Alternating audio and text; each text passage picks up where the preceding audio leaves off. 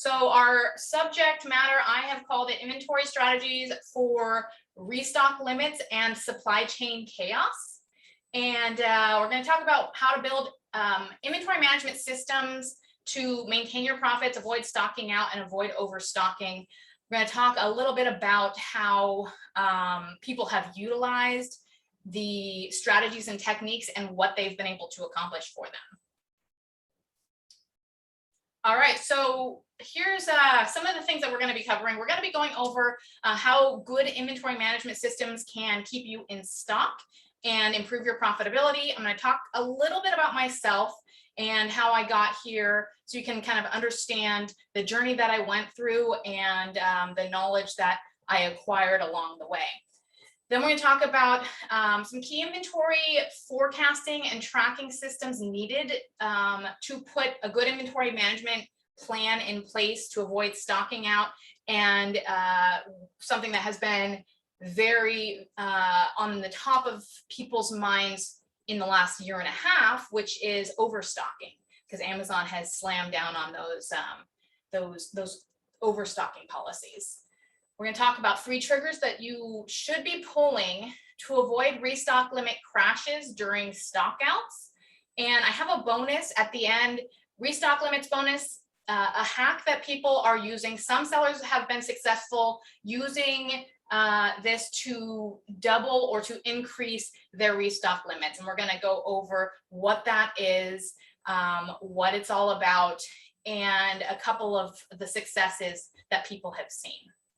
And then lastly, we're going to talk about solutions to implement these systems more quickly and more easily, and then get into a Q&A. And we have a special gift. So we're going to be giving a special gift to you guys that stay to the end. So if you can't, I understand, but do try to stay to the end so you do get that special gift. And I'll talk about what that is and how it's going to help you to implement these systems. Alrighty. Do a quick screen share. Okay. All right, so this is what we covered. And the last point that I want to make is essentially we're going to be talking for about 60 minutes. And in that time, this is my objective to accomplish this and to help you to manage your inventory so you can avoid stockouts, avoid overstocking, manage your inventory with restock limits and supply chain chaos, and to essentially in the long run be more profitable, since that's what we're really trying to do here. And at the end, I would love to show you a way to accomplish that more quickly. Let me know if that's okay, and we can go ahead and get started. And again, participate in the chat. If you have questions, let me know. Someone says they can't hear me. Can you guys hear me? I believe it's at, I hope it's on your end, because hopefully you guys can hear me. Okay, good. Fantastic. So Nathan says he can hear me. I was trying logging it out and then logging back in maybe. Check on your end. All right, so we do have, so if you have questions, you know, you can put it in the chat, you can put it in the Q&A, and we can go from there. I will answer ones that are relevant to the flow of the presentation, but we'll save most of the questions to the end. All right. Okay, so a little bit about me. I am an Amazon seller. I've been selling on Amazon since 2014. And I started out working also as a mentor, a volunteer mentor for Ryan Moran's Amazon community. He's now more into brand building and e-commerce in general, but he was building a community and I became a mentor of that community. And then from there, discovered that I was doing things with copywriting on Amazon that were very effective and that weren't normal. And when I started talking about it, people started using those strategies and it increased their sales. So that got me to start speaking on stage and working with clients and presenting and speaking on podcasts. And that's kind of how I came into the training world of Amazon, was back in 2017. Then we flash forward 2018. One of the things I was noticing in my business was that my profits were declining. Now I spent 4 years as an account executive at a financial management firm. And so I really wanted to understand the root cause behind the numbers. Why were my sales declining? So I dug in and looked at what are those things that I can control. Obviously, I couldn't control price wars. I couldn't control the Amazon fees increasing, but there was something that I could control, and that was inventory management. So I decided to learn all I could about inventory management because I was having problems like, my inventory getting stranded in Amazon. I'm sure that this is something that has occurred to either you or someone you know, but you send inventory to get checked in. Amazon loses it, doesn't get checked in for a period of time. This period of time happened to be Christmas. And so we lost out on a ton of sales. And it was because I didn't send my inventory in on time. It was right past the deadline. So it was a very easy thing to fix, but I was having these problems. Running out of stock for a month and losing a month's worth of income on my best seller, overstocking and paying additional fees for storage and for loan interest that I then didn't recoup because I had placed too large of an order. These types of things, these inventory management mistakes, over-undering, stocking out, are huge drains on your profitability in many different ways. And so that was what I really wanted to get good at. So of course I started looking for solutions and I started building out my own system, but I found that it was very time consuming. And once I kind of peeled back the layers, I started kind of diving into this hole of time consuming processes for inventory management. It was taking forever, and I looked for a solution that would be more automated. Some of these solutions I tried were softwares that had fancy algorithms, and they were confusing. I have this background in accounting and in finance, so the numbers really needed to make sense, and they didn't make sense for me. And so I ditched those tools. The other things that I tried to get into were way too expensive. They were charging $2,000 a month for inventory management, which was just something that I was not willing to do. Then I asked the friends in my mastermind what they were doing for inventory management. And a lot of them came back and they said, nothing works. We've tried everything. We're back to spreadsheets. We had just did a poll on this call, and I would say about 2/3 of the people on this call are actually using spreadsheets right now for inventory management. It's not an uncommon thing, and it's because there wasn't a solution, or there hasn't been a solution out there. So of course, when I heard that, I decided that, this is ridiculous. In this day and age, there's got to be a way to automate something that you can do on a spreadsheet. So that's what I did. I met this guy, Dan Fernandez, and he's the founder of Thomason.com. I'd heard of Thomason, and I'd even used the software in 2015, 2016. And I was able to convince him that an inventory management software for Amazon sellers was something that was needed and something that people could really get behind. We found that that is definitely the case. And if you have had the pleasure of working with Dan, he has worked a lot on the customer service lines, answering tickets. So many of our users know Dan personally through email, and sometimes he'll jump on calls with people because he's in charge of our product development. So he's really fallen in love with what we're doing and the purpose, and he is a problem solver. So finding him has been amazing, and we built the company So Stocked. So for the past 3 years, we've been basically eat, sleeping, and breathing Amazon inventory management. And I personally was onboarding everyone for the first 2 years of our product. And one-on-one working with Amazon sellers. I worked with hundreds of Amazon sellers, 6, 7, and 8-figure sellers, and started to unpack what they were doing in inventory that was working, what they were doing in inventory that wasn't working, and how to create systems that really worked for Amazon and for the supply chains and the challenges that we personally as sellers have. And so we've built tools and systems, and also formed educational materials such as these webinars to teach Amazon sellers what are the most relevant and effective things to do with inventory management for Amazon, and what are those blind spots that are causing the most problems. And there definitely are blind spots that are causing people to stock out, causing people to overstock, and we're going to get into some of them today. All right, so essentially, in terms of the journey of So Stocked, the tool has now become one of the top choices for some Amazon masterminds, influencers, agencies, and aggregators. And I've been able to share the story and my passion for Amazon inventory management on various different podcasts, on speaker summits and events. So it's been a real pleasure. And so I'm happy to, if anyone has any questions, I'm always happy to get into a dialogue. All right, so I did mention a special gift. So for those staying to the end, we're going to be packaging up a special gift.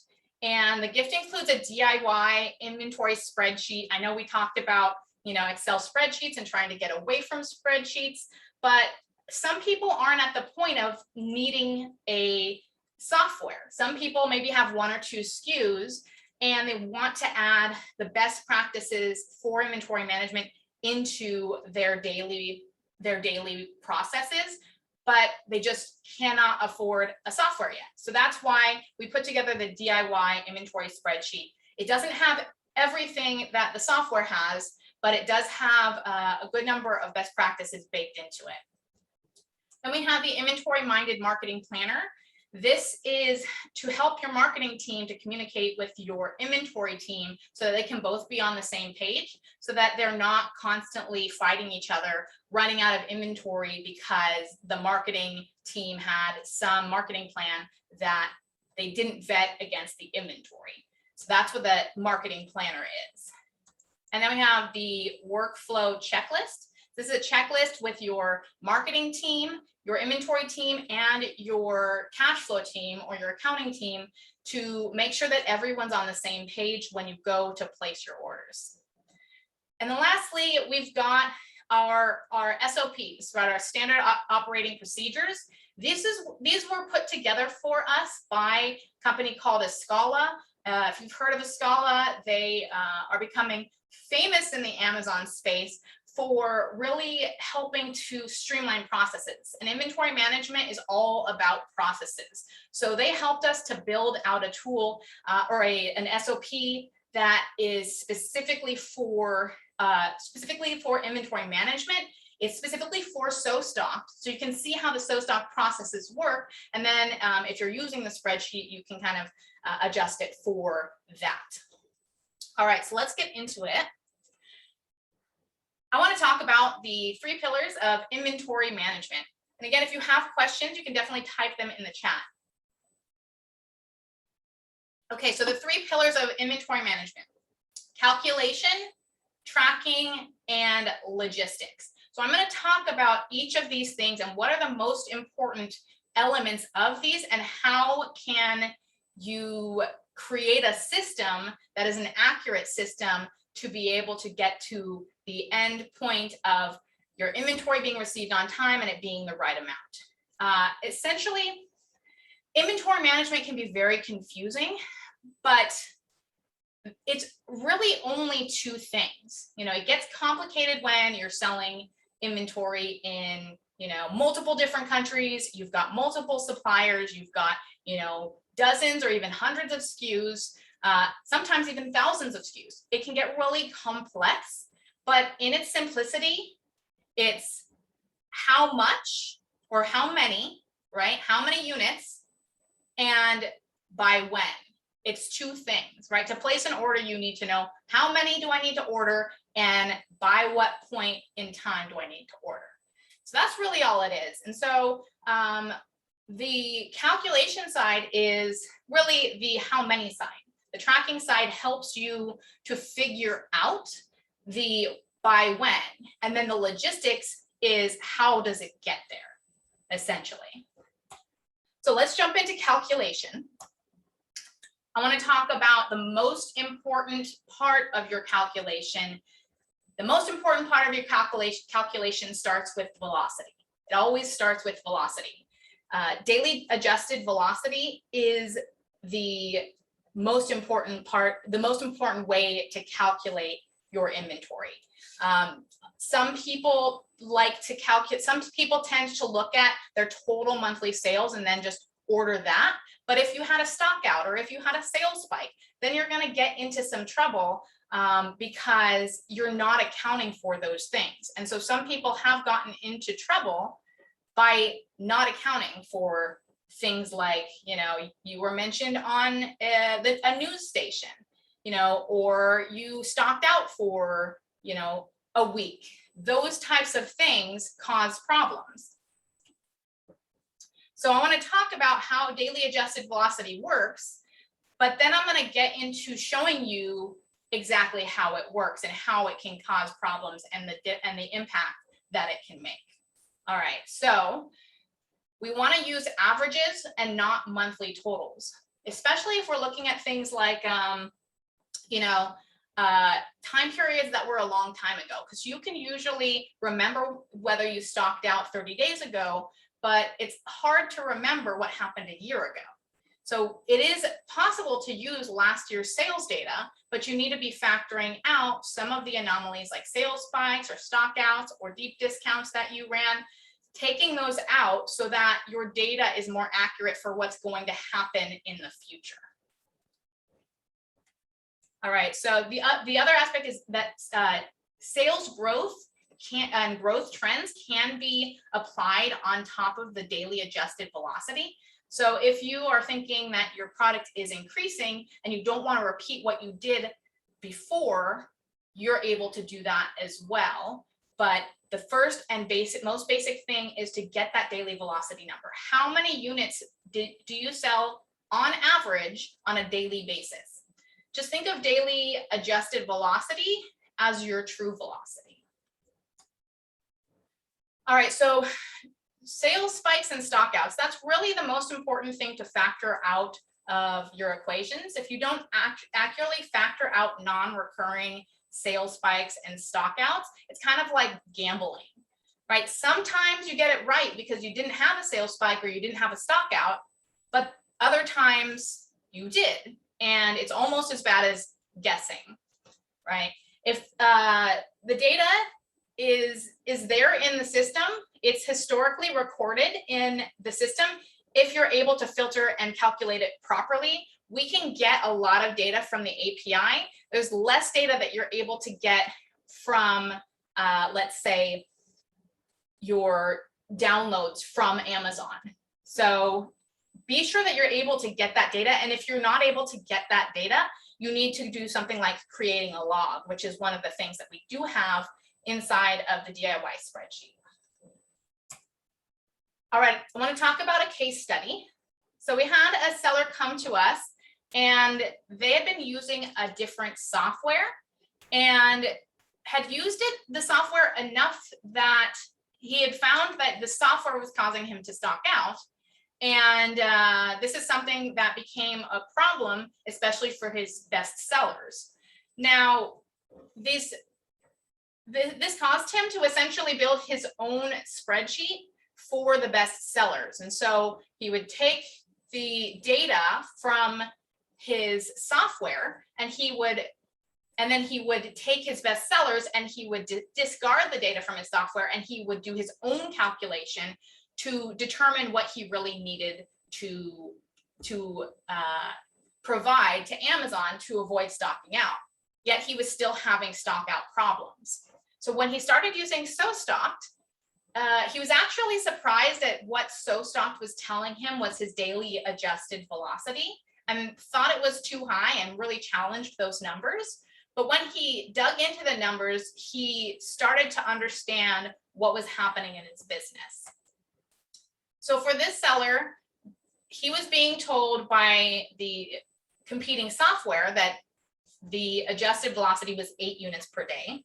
His custom spreadsheet was showing 10 units per day, and Stockouts was showing 15 units per day, which is a huge difference from what he was being told by both other sources.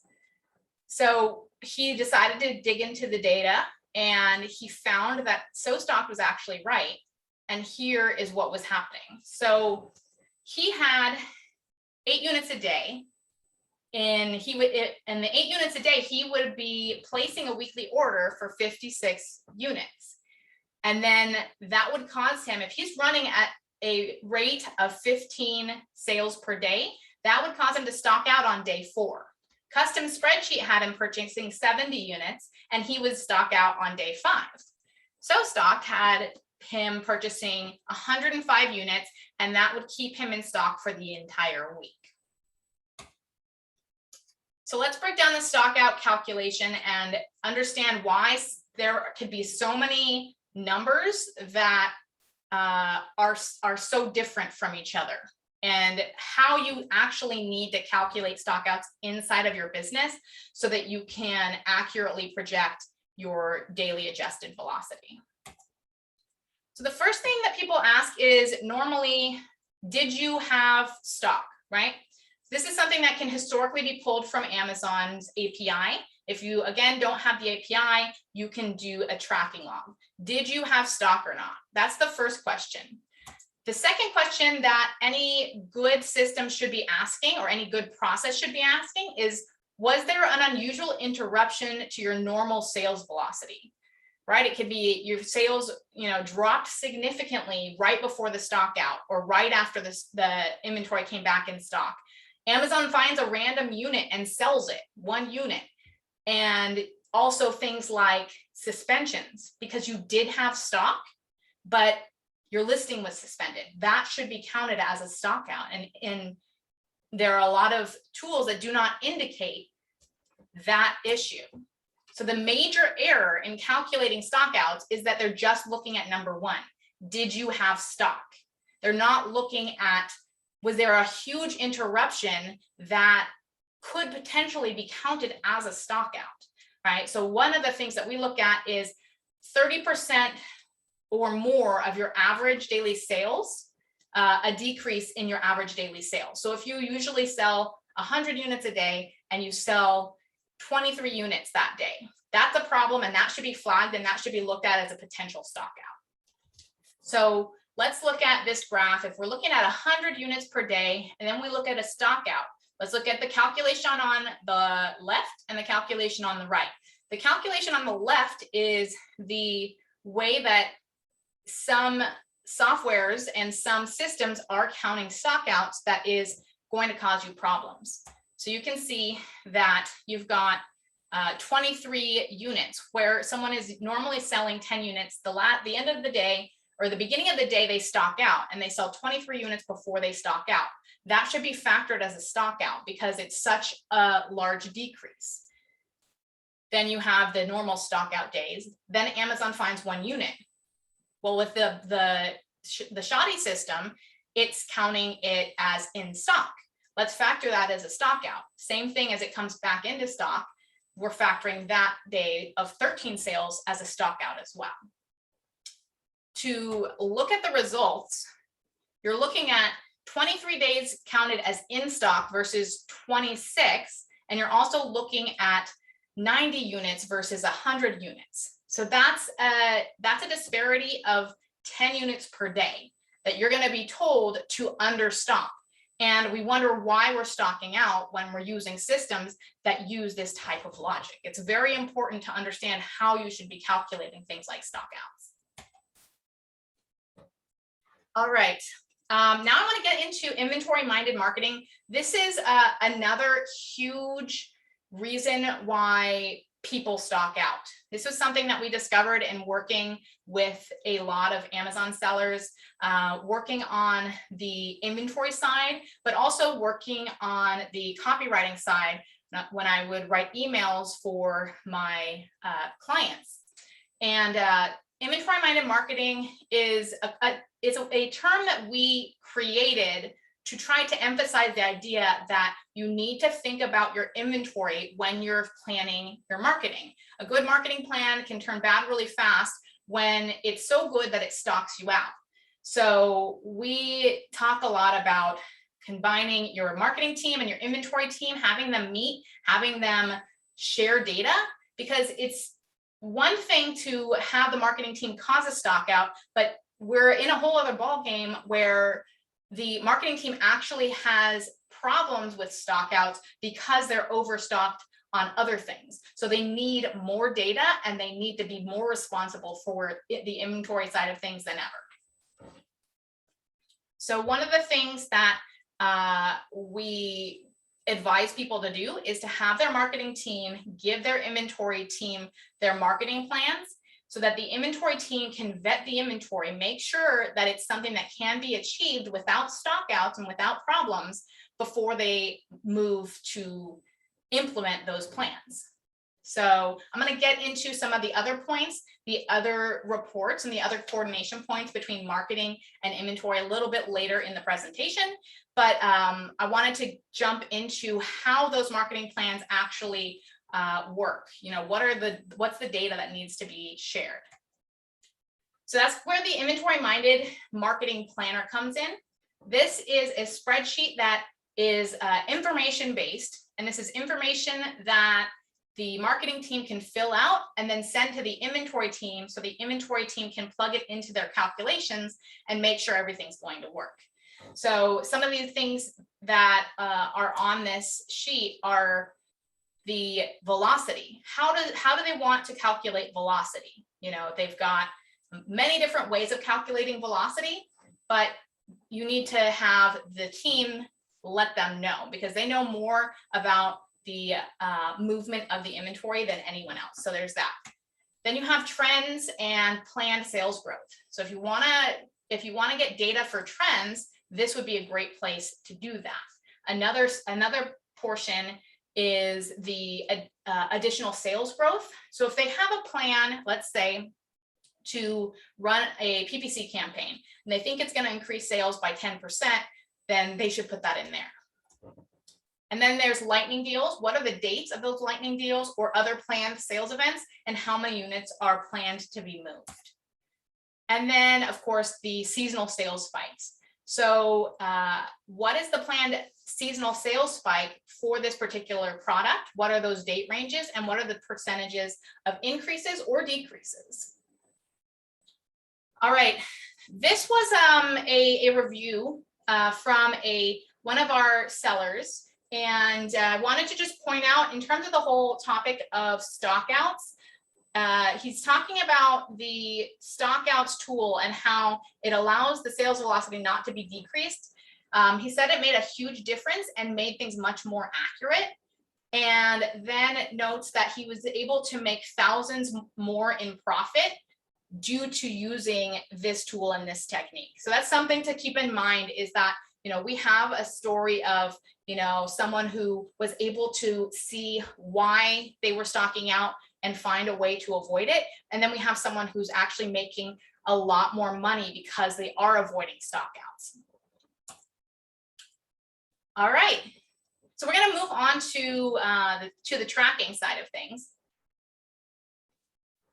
I think there's. All right, sorry, I was really quickly reading a note in the chat. All right, so we're going to talk about tracking. We're going to move on to the tracking side of things. The tracking side of things definitely comes after calculation.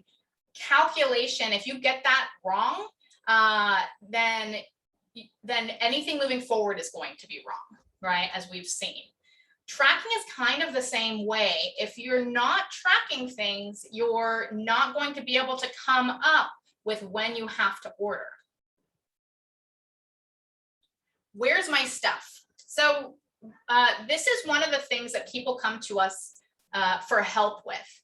You know, some people come to us for help with the forecasting side of things, but some people say, you know, a big concern of mine is that I can't track my stuff. So where's my stuff becomes a question. You need to know when to place orders. And if you don't know where all your stuff is or when it's going to arrive, and you're not tracking that accurately, you're not going to be able to determine that.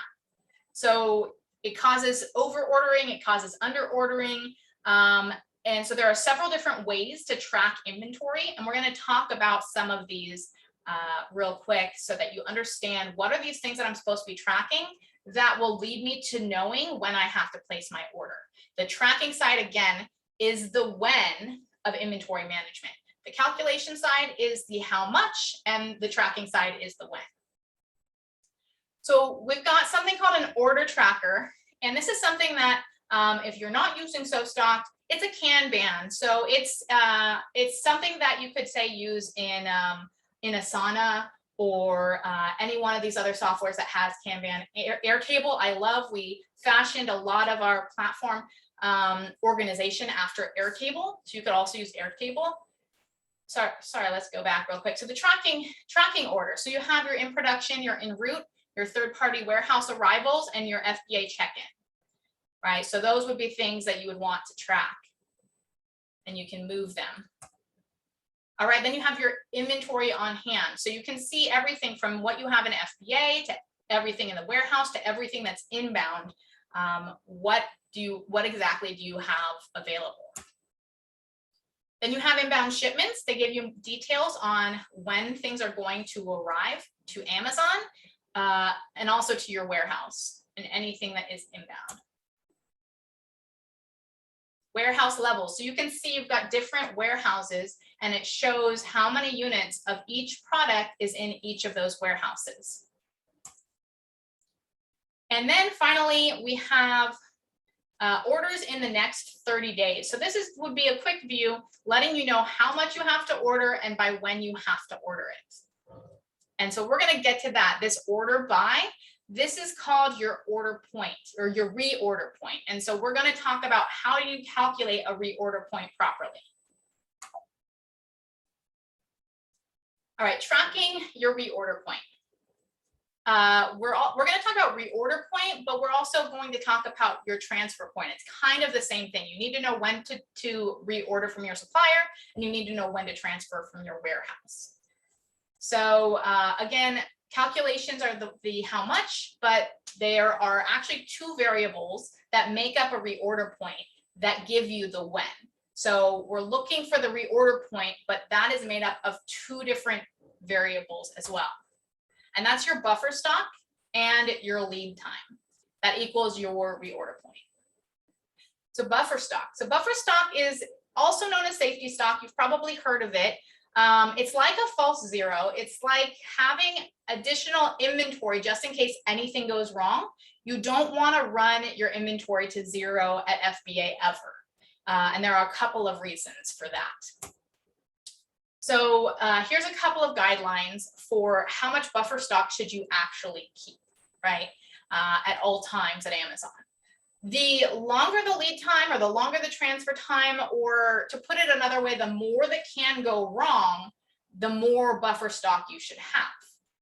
So if you have your stuff in China and there have been all sorts of logistics problems with the supply chain like there have recently, that would be a good time to raise your buffer stock. Actually, when COVID happened and everything was going crazy, a lot of the users raised their buffer stock so that they could be sure that they could have enough just in case things went wrong, things are taking longer, so higher buffer stock is needed. You can split this buffer stock between FBA and your warehouse. Nowadays, it's becoming more necessary to keep some inventory in your warehouse and not store everything in FBA because of restock limits, right? So you can split this between the two. Then you have setting your buffer stock in days is actually better than setting your buffer stock in units. Some people set their buffer stock in units, but if you're using daily velocity, daily adjusted velocity, you really don't need to. Setting your buffer stock in days is going to be better because it's going to calculate looking at your daily adjusted velocity. So every time that changes, the amount of buffer stock you need changes because say you have a large increase, you need more days of stock to be available to you. So for example, on your low season, 300 units could be 30 days worth of inventory, but on your high season, maybe 300 units is 10 days, and that's not going to cut it for you. So it's important to consider using days. And then lastly, there's something called Geo Ranking and the Geo Ranking algorithm that makes buffer stock even more vital. Amazon has a promise to the customer, this thing called Prime and Prime shipping, 2-day shipping. They're going to get you your stuff in 2 days. So they want to spread your stuff all across the country. And in spreading this, if they don't have enough stuff, if they don't have enough units, they're not going to be able to spread it well enough to be able to promise that 2-day shipping. So they're still going to keep you Prime, but some people have lost their 1-day Prime badges for the products that do 1-day Prime. They have seen that happen, but they're going to not want to have customers buy that inventory. They're going to actually start moving it down the ranking in some places sometimes, which is why it's called Geo Ranking, right? So in the Midwest, if you don't have a lot of stock, they might start moving your product down the ranking, or if they stop showing your ads because you don't have a lot of stock. So a good rule of thumb is a minimum of 30 days of buffer stock. And I would say because of Amazon's long check-in times that you may want to do even more in certain times of the year if you can, right? Some people were increasing it to 45 days, for example, because of how long it was taking for inventory to check in. All right, now let's talk about lead times and transfer times. So at this point, I just want to make a note. It's very important that your lead times and your transfer times are accurate. Remember, this is the one of 2 parts of the calculation equation. So if we get the lead time wrong, which is a lot easier to do sometimes than getting, say, the buffer stock wrong, because you always need 30 days or 45 days or whatever your buffer stock is. The lead time is something that is variable and we can get it wrong. So it's important to check with your suppliers and your freight forwarders and your warehouse owners what is the accurate lead time, right? And not to just use data from 2 years ago. Use data for now, and to even check back during busy times of the year, like in summer, starting to ask those questions every year about what is the lead time for my inventory for Christmas, because it can increase because they're very, very overworked and they're very busy, and lead times can increase from time to time. So it's always good to check back and also to look at your record historically, most recently, right? All right, so lead times and restock limits, or sorry, reorder points, and how this all works together. So if you have a 30-day buffer stock and you have a 60-day lead time, that would mean that you would want to place your order 90 days before stock out. So that would get you your reorder point. Then you would be able to look at when are you going to stock out and what's 90 days before that. We like to use a timeline, right? You put your inventory, your velocity, you put the date, you put how much inventory you have, and you can see on a rolling basis, as the balance of your inventory goes down, what is that stock out date?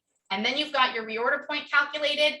You select 90 days before that, and that's your drop dead reorder point. Here's a case study. This is a case study of someone who started using SoStock. They had a pattern of ordering too late and didn't have the systems in place, didn't have the buffer stock, didn't have accurate lead times, didn't have systems to alert to check on these things, and was, of course, running a business, a million things going on, more focused on, making sales than tracking the inventory and having problems with stockouts. And to avoid a lot of the stockouts, what he was actually doing was doing expensive air shipments. So that's a way to potentially avoid stocking out. So that was just a normal system, is that, always sending air shipments because always running late. Didn't have a lot of stockouts, but had a lot of air shipments, expensive air shipments. And when he put in the systems for SoStock, he put in this reorder point and these alerts for reorders.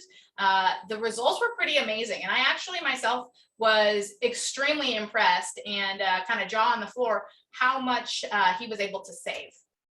So he was able to change to C shipping and went from paying $1.20 per unit to 45 cents per unit.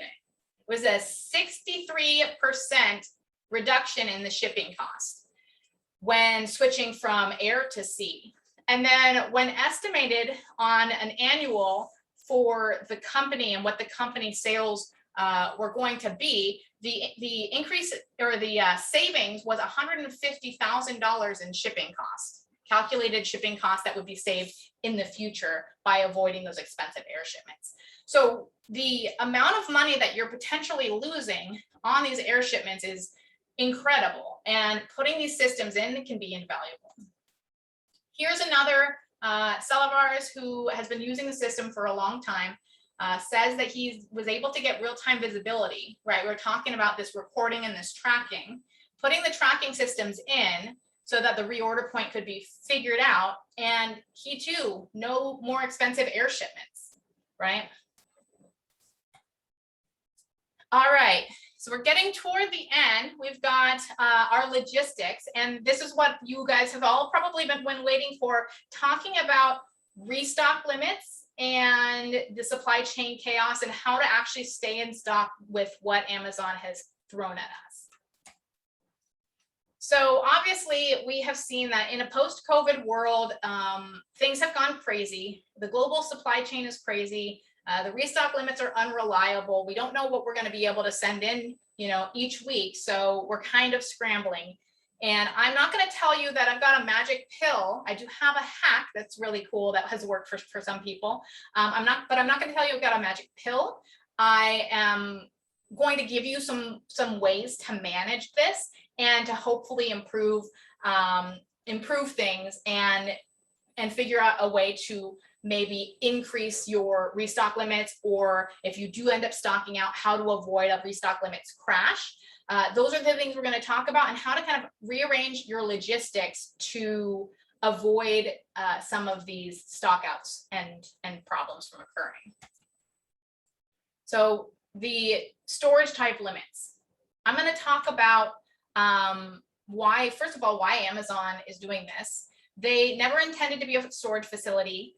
They always intended to be a distribution center, and they are trying to get back to that point. They want to start clearing out a lot of the stored inventory that has kind of built up over time, and none of the other policies that they've put in place have been working as well. So that's one of the reasons that they're doing this. They're not necessarily, I think their algorithm is pretty ineffective. I think their algorithm is causing more stockouts than necessary, but it's the way that they're doing things. So we're going to talk about how does Amazon's restocking and inventory, how do some of their algorithms work, and how can we sort of play to those key performance indicators that Amazon most prizes, right? What are the things that Amazon is most looking at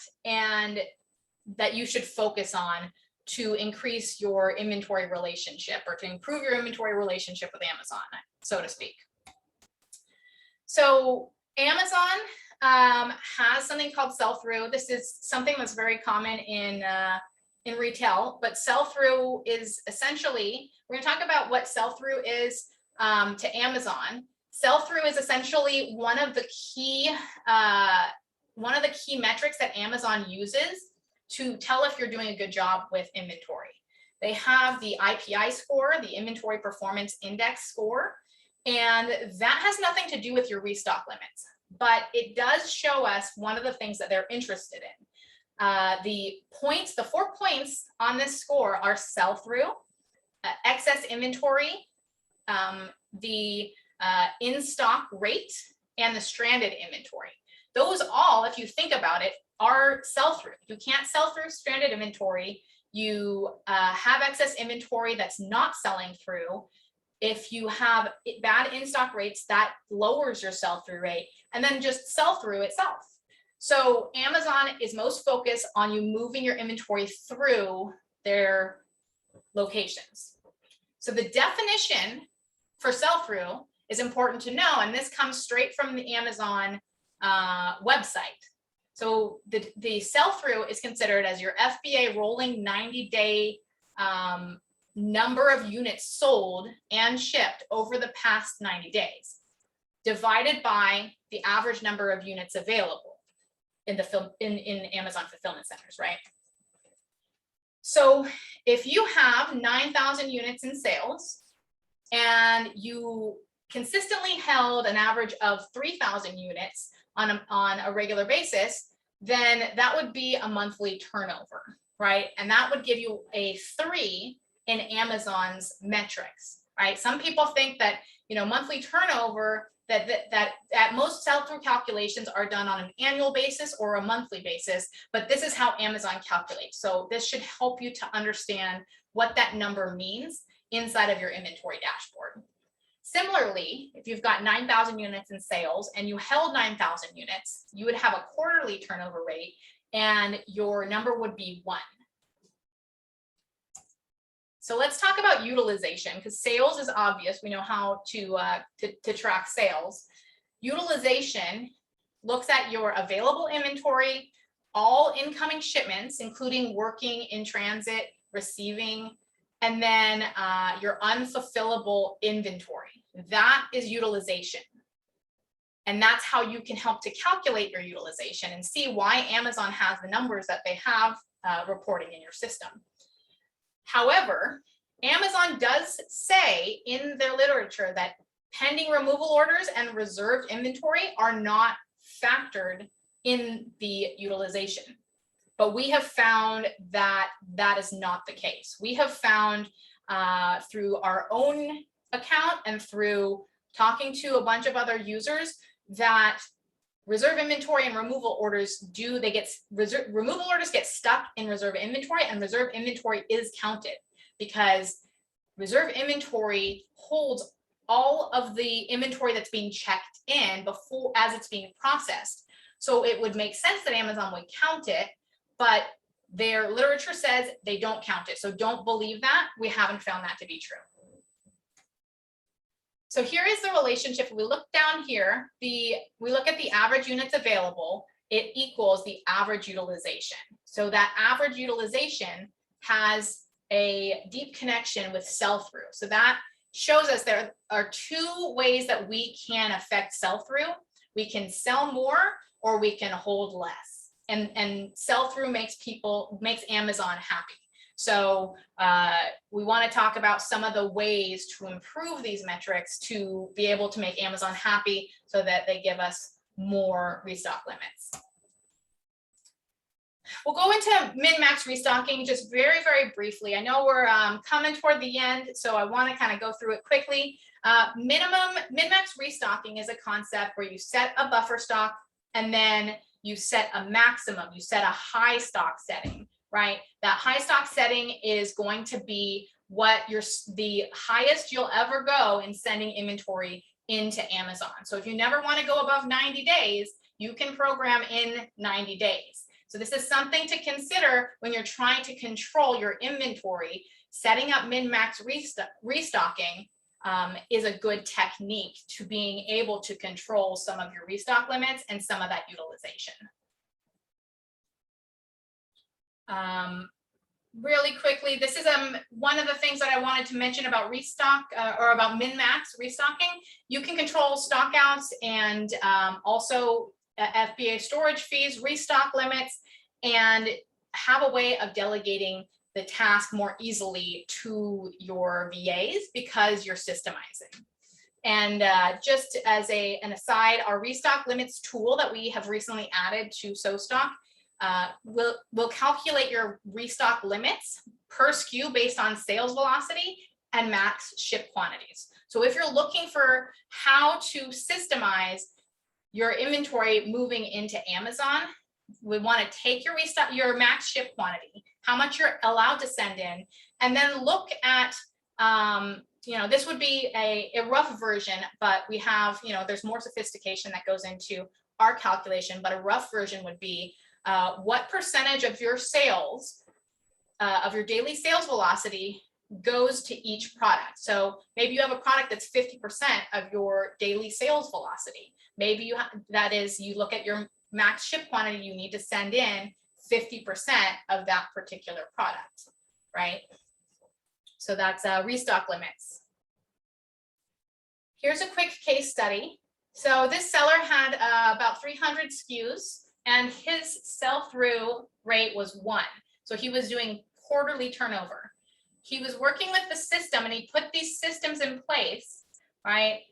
Tracking and reorganizing to send in less and to clear out some of the stale inventory, and was able to double his sell-through rate in just 3 months. So now he has a sell-through rate of 2, which means that every month and a half, he's turning over inventory. So really working on really understanding how inventory or how these sell-through rates work and what you can do, and then having a system to monitor. So we're going to go through real quick a system to monitor. All right, logistics problems and restock limits. So let's talk about how to avoid a stock out, and what to do if it actually happens. So the first thing in avoiding a stockouts are actually just a note on stockouts. A stockout will do more harm for your restock limits than almost anything else. So avoiding stockouts is extremely important, right? When I mentioned Amazon's algorithm, their algorithm for restock limits does not include stockouts. They work the same way that some of these other systems have worked, in that they're not counting stockouts. They're just counting your total number of sales. So they're not giving you the benefit of the doubt that you would have sold, an extra 500 units if you hadn't stocked out. So your restock limits, when you come back in stock, are going to be lower, and it's going to be harder to ramp those sales back up because you're constantly fighting that stock out cycle. So the golden rule, never let anyone have all your stuff. More people stock out because they put all their eggs in one basket. Oh, I sent all my stuff to Amazon FBA on one LTL shipment and they lost it. They didn't really lose it, but they'll find it at some point eventually, but you're stocked out, right? I put everything on ocean freight, and now it's waiting at the port for 3 weeks because it can't get a slot to check in. These are more common than you think. May have happened to you. So one of the things to do is to have a backup plan. If you're putting everything on ocean freight, hold some back and have a contingency to send, say a month's worth of inventory by air, or 2 weeks worth of inventory by air, and have your supplier hold it back for you. If you're sending in LTL to Amazon, have your warehouse hold back extra cartons so that you can send in small parcel delivery. I know these are more expensive options, but it's very, very expensive to stock out and have your restock limits drop and then get into a stock out cycle. So you should have a backup plan. Another part of stocking out, I got this picture sent to me. Amazon's doing this now. I think it's especially on Subscribe and Save, but this product is often stocked out. Select from one of these alternatives. Amazon is now discouraging people from buying your product if you can't stay in stock. So above all, don't stock out, but if you do, here are some things to do. Number one, switch to FBM. So going back to don't let anybody have all your stuff, get a fulfillment center set up. with some extra inventory and have them fulfill your stuff. And don't let Amazon be your only distribution company or a distribution channel. Even if they're your only sales channel, they shouldn't be your only distribution channel. Have another way to get your product to your customers. The thing with FBM is that the sales on Amazon, even though Amazon's not fulfilling it, those sales count towards your restock limit and count towards your sales velocity. That's something to know, so that setting up a fulfillment center becomes extremely helpful, especially if Amazon just isn't checking in your stuff.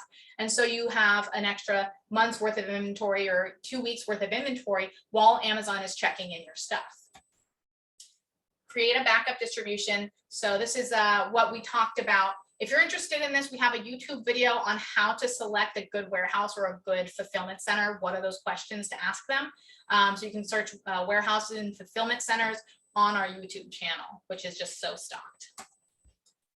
Number 2, use excess inventory from other SKUs to run a flash sale to help boost your limits while your top seller gets back in stock. So this is one of the beauties of storage type limits. Everyone hated storage type limits, but you need to understand, when we had ASIN type limits, you stocked out and your restock limits were going to crash and you couldn't do anything about it. Now that we have storage type limits, although we've had a lot of problems with how Amazon calculates them, we do have flexibility in that you can take inventory that's sitting there and run a flash sale on that inventory, and it's going to count toward the space that you need, the unit space that you need for your top seller when it comes back in stock. All right, so real quick note on removal orders versus flash sales. Removal orders do not count towards your restock limits. They only count towards the inventory space freeing up. So you need to understand removal orders, anything where you're removing and you're not actually selling the inventory, liquidation program, removal orders, disposal orders, those are not going to add to your sales velocity. So if you can, the better choice is to find a way to move that inventory because it's going to add to your sales velocity and it's going to add to the space that you free up. So flash sales would be things like, lightning deal, lowering your price, doing coupon discounts, anything that moves the inventory quickly. If you don't have the time and you need the space, of course, do a removal order. But if you have the time, do a flash sale. Another type of a flash sale would be an outlet deal. This is something I don't think that you really can't control that as much, but Amazon puts your inventory, your product into what's called an outlet deal. And you're able to see if you qualify for these outlet deals by going to your excess inventory tab in your inventory dashboard. And just a last point on liquidation. Amazon has a new liquidation program. You can try it out if you need to move inventory that way. And then third, so we're talking about how not to crash your restock limits. The third thing that you can do is to borrow sales velocity from another channel. So switch to multi-channel fulfillment if Amazon's not currently fulfilling. So if you've got Shopify and it's being fulfilled by Deliverr, you can switch it to Amazon fulfilling, and those sales on that channel will contribute to your sales velocity and your restock limits. So that's something that you could also potentially do in the months leading up to, say, Black Friday or some other event if you want to help to boost your sales or your restock limits. That would be something that could contribute.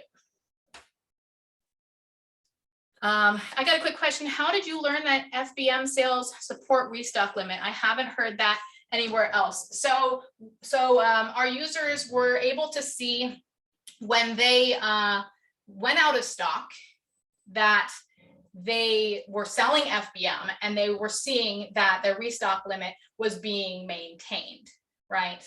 So I believe it was also mentioned on one of those Amazon webinars that nobody goes on because they think it's going to be boring. I attend those webinars. That's also how I learned MCF sales were contributed to restock limits. So sometimes going on those webinars does pay off. It was like the one time that I ever watched a replay, and it definitely paid off. So I'm doing that more often. All right. Okay, so really quickly, we're going to talk about what are those things that you should be tracking so that you can avoid disasters and make sure that your inventory is kept clean, and the reporting for your restock limit strategies are in place. So we talked about what marketing needs to send to inventory.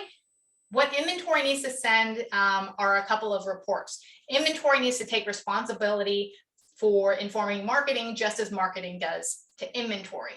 And so we've got the stockout risk report, the slow seller report, liquidation report, and overstock report. And those should be put together either weekly or monthly, depending on how fast your business is moving. And so here's the stockout risk report. So it indicates your potential stockout days, your next stockout date, like how many days are you going to be out of stock? When are you going to go out of stock? And then what is your historical out of stock, right? How often did you stock out in the past? Slow seller would be looking at your daily velocity, how many days of supply you have on Amazon, and then how many total days of supply do you have in basically globally. One of the recommendations is to set a high and a low range. So for example, 20 units is your high point. You know, if it's below 20 units, but above 5 units, then this is something that we might be able to salvage. This is something that we could boost the sales and then revitalize that product, right? Send this report to your team. Liquidation report would be a very similar report, but potentially would be just looking at anything selling below 5 units a day. You could even add that it has a ton of inventory. There's a ton of overstock inventory. And this is something that potentially just needs to be liquidated. FBA overstock report. So this FBA overstock report looks at your daily adjusted velocity, how many days of supply you have on Amazon, and then your available stock. And this would be, you know, potentially how many days of stock are on Amazon. Let's say over 90. You want to see everything over 90 days of stock.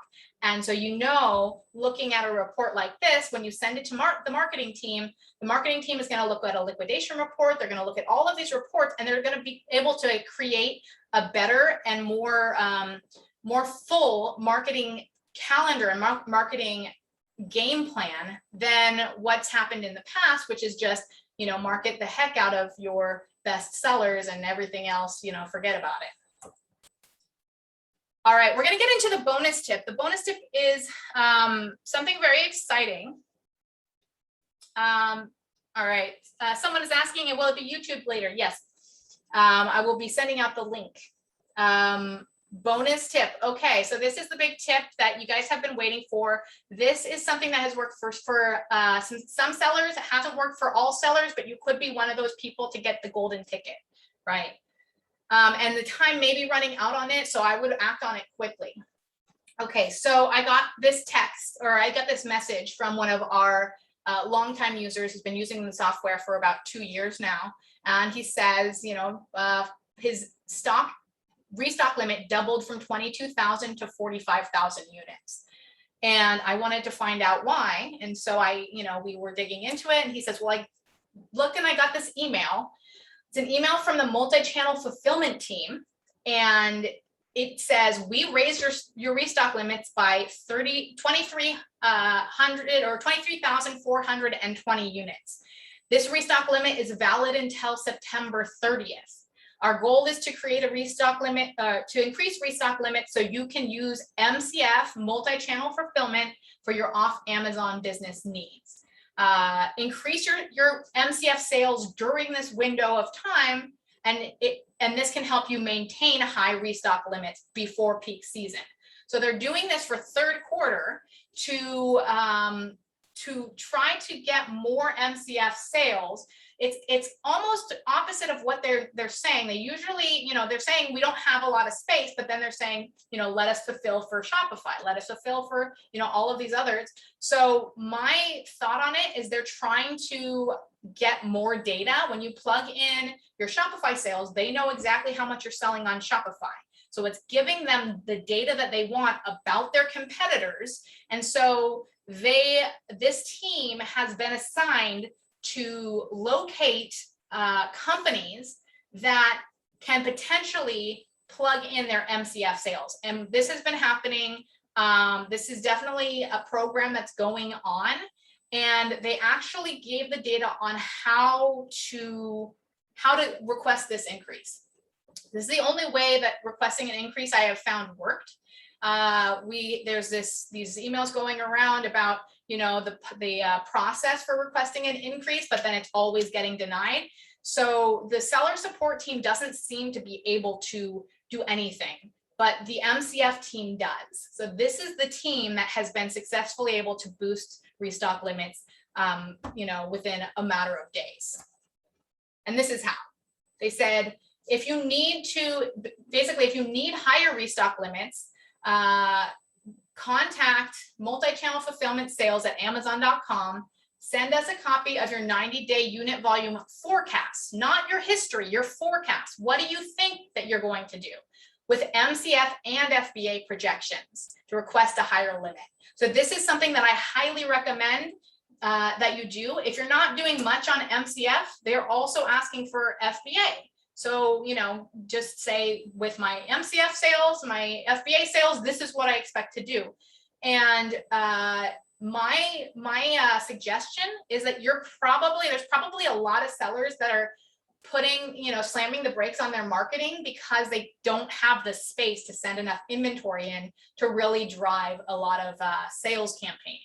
So if you're able to get access to this, and you can drive as many MCF sales as possible, but then also drive your FBA sales. And in this time when you have this higher limit, so that you can guarantee that next month and next quarter, which is the most important since it's the fourth quarter, you're going to get higher limits again. So just to let you know about that data, right after I posted, people were trying it. This worked for me, doubled limits over the weekend. Thanks, Chelsea. By the way, I did request MCF team about 4 weeks ago, and within 7 days, they gave me the exact limit I asked for. So I gave them projections for 90 days and said, I need this much space, and they gave me that exact space. And then it says, I don't know if it's a coincidence, but I emailed the UK version. So emailing not Amazon.com, but .co.uk. And I never got a reply, but a week later today, my restock limits went up 1,100 units, 50% increase. So this has worked for people. So this is something I recommend you try. All right. So to finalize, so we've got special gift for you. Again, we've got the DIY inventory spreadsheet, the inventory minded marketing planner, the inventory worksheet, the workflow, and then the SOPs. All right. So this is going to help you to put these systems in place. It's going to really do a job of helping you to put these systems in place. It is, however, spreadsheets. So we had mentioned in the beginning, that I was going to talk about another way of potentially solving these problems faster. And I do know that some of you are already stocked users, but some of you are using Excel spreadsheets right now. So I want to help you to set that up in another way.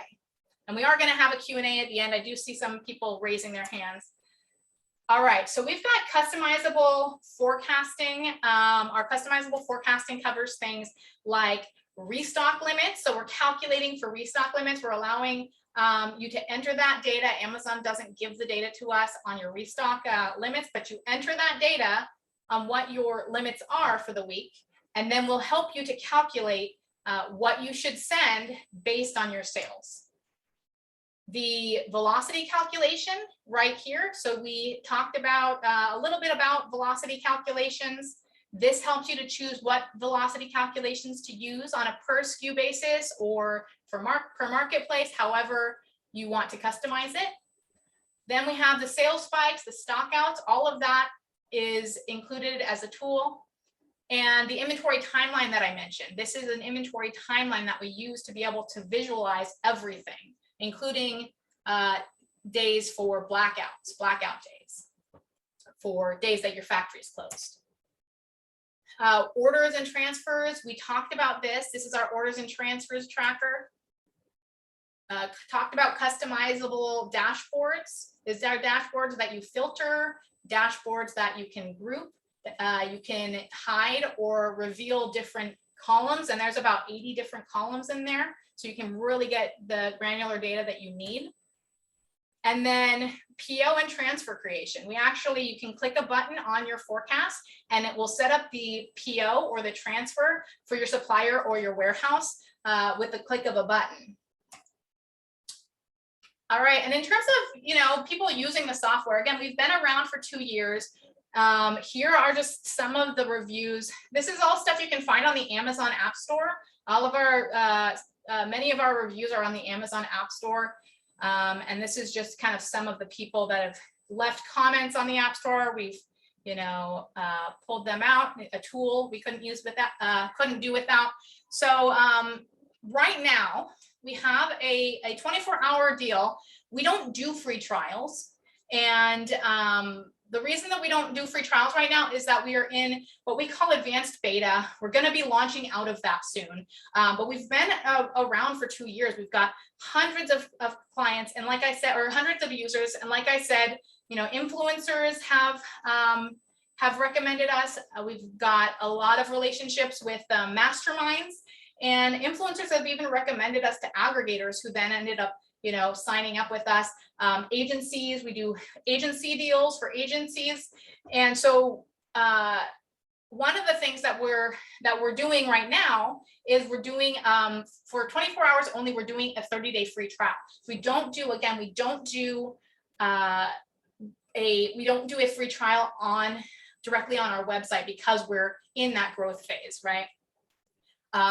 After the free trial, after the 30-day free trial, you lock in the $79 a month lifetime pricing. We're getting out of that. In the next couple of weeks, we are no longer doing lifetime pricing. We have done lifetime pricing for the past 2 years.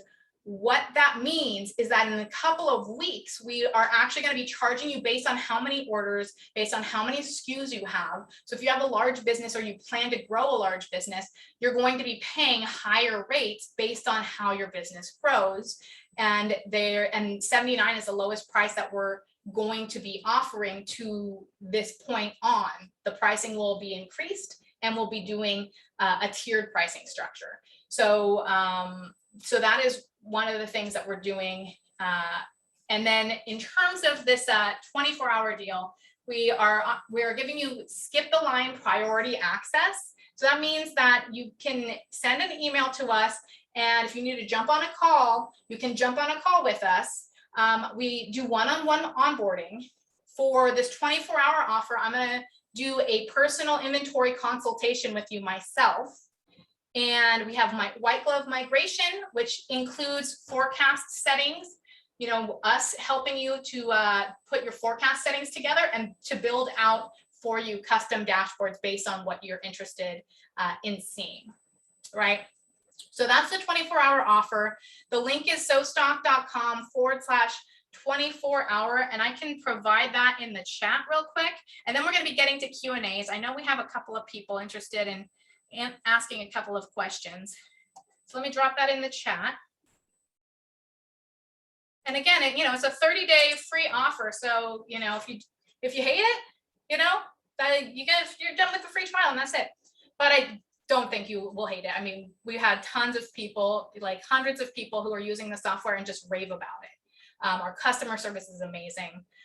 If you don't do the 24-hour offer, we do have a 72-hour offer. So within the next 3 days you sign up, you'll get 14-day free trial. You'll still lock in that lifetime pricing.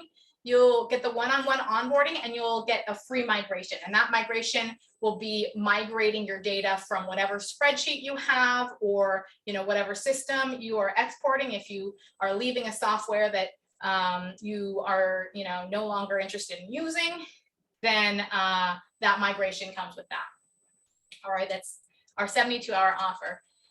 All right, we've got our Q&A time. Thank you guys so much for joining me. It's been great to educate you here. I've got a couple of people who have, looks like Saval has raised his hand. I'm going to go ahead and allow him to talk. Hello. It looks like you're muted. Did you want to ask something? Maybe that was a mistake. Let's see. Okay, if you, I guess, let me know. You can unmute yourself if you are interested in asking a question. Someone asked if there was going to be a replay. Yes, there's going to be a replay, but of course the offers expire. So you'll have to jump onto that offer really quickly. And then, unfortunately, it says some people were not getting sound. So I'm definitely sending the replay. So I will send the replay, and then type any Q&A questions that you may have. I'm going to answer a couple of the questions that people have asked in the past, or people have asked in preparation for this webinar. One of the questions, it takes a long time, maybe to get the system set up, and they're worried that they're not going to have enough time to do it. The amount of, there is a little bit of setup time, and you do have access to our support team. You do have one-on-one virtual onboarding where you jump on a call with someone and they help to walk you through and get some of these things set up for you. But the amount of time that you're going to save after that, it is one of those things where you want to do it and you put it off. I've talked to many people, they've put it off and put it off and put it off. But the amount of time that you save after you switch to a system that's actually working for you, and also the amount of money, like you've seen some of the case studies on the money that people have been able to save and really getting an inventory management system in place. This is one of the reviews.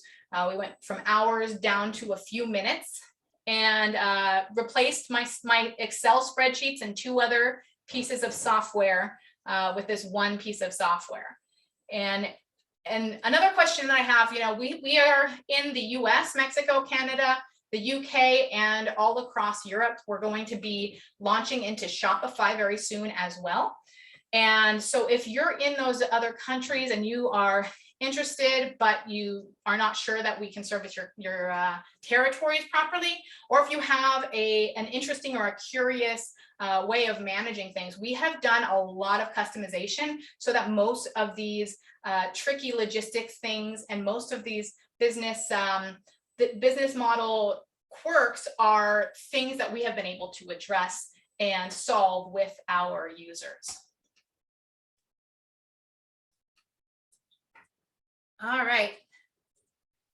And again, the link is below. This is another one of our users has solved 99% of their challenges. There's a lot of challenges in inventory management and inventory forecasting, and we are able to solve many of those challenges.